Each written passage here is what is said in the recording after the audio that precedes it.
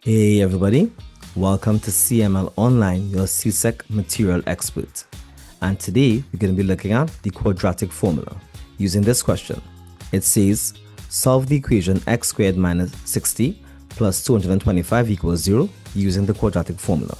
The very first thing we need to know is what a quadratic equation looks like. The general format is going to be ax squared plus bx plus c equals 0, where a is the number directly on the left hand side on the x squared variable, and b is going to be the number on the left hand side of the x variable.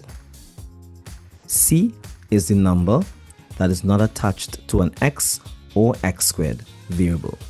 Okay, however, with this one we have a, we have nothing really in front of the x squared.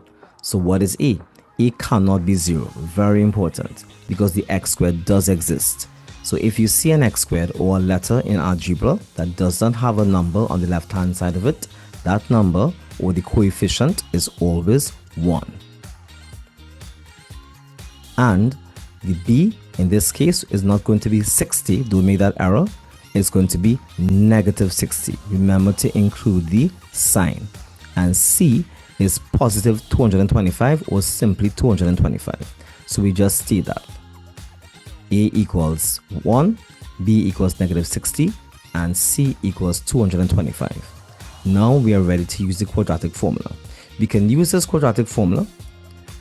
Nothing is wrong with this, except that sometimes it may lead to confusion. For example, in this case, the b has a negative sign, and in the formula, the b also have a negative sign. Students may make the mistake of just simply rewriting negative 60, unbeknownst to them that it should have been negative 60 to give me positive 60.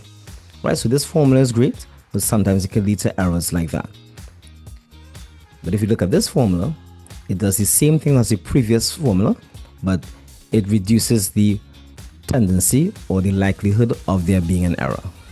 Right, it has every single thing that you need. And if you have a proper working calculator, all you need to do is enter it exactly as you see it here into your calculator, and things will work out perfectly every time. Right, so what are we going to do now? We're going to plug in the values. Where we see a b, we're going to put negative 60. Where you see an a, we're going to put 1. And where you see c, we're going to put a 225 or put 225. All right, so let's plug in the values.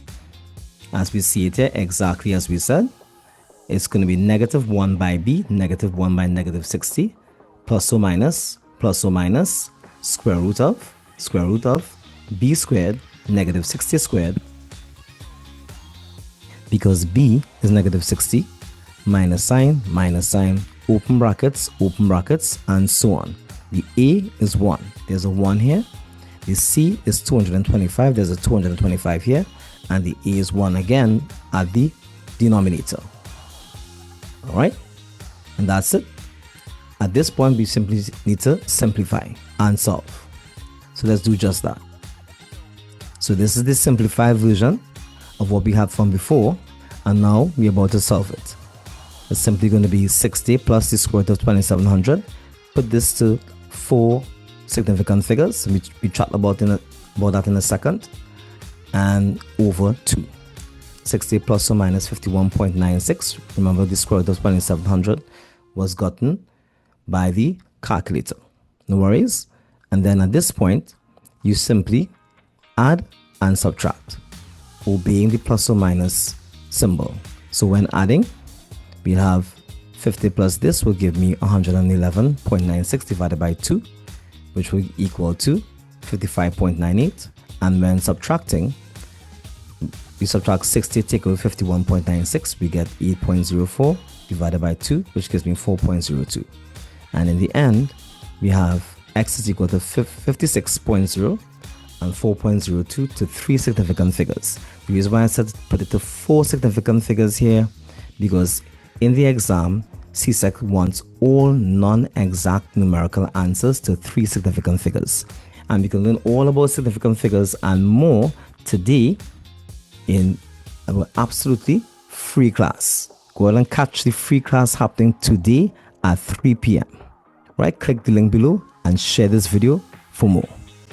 And Until next time, which is 3 o'clock today, May 10th, 2026 at 3 p.m. Trinidad and Tobago time. I'll see you then. Have a wonderful day. Bye-bye.